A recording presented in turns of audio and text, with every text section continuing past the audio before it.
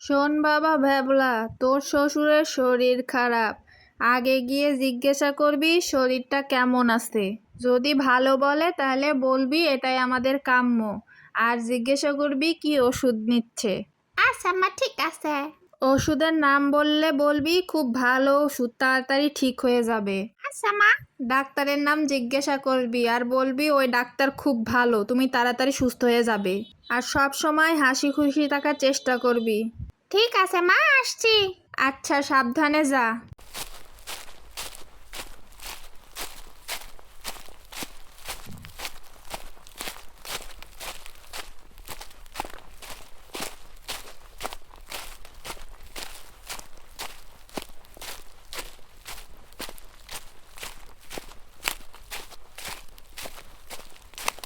শ্বশুর মশাই ভালো আছেন?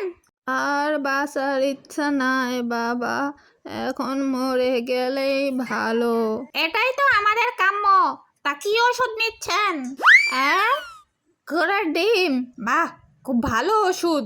রোজ খাবেন, তাহলে তাড়াতাড়ি সুস্থ হয়ে যাবেন। তা কোন ডাক্তারকে দেখাচ্ছেন? জমকে দেখাচ্ছি, জমকে। এই, তুমি কি পাগল হয়ে গেছো? বাবাকে এগুলো কি প্রশ্ন করছো? আরে তুমি চুপ করো। খুব ভালো ডাক্তার, নাম করা ডাক্তার, আপনার মনের আশা অবশ্যই পূরণ হবে।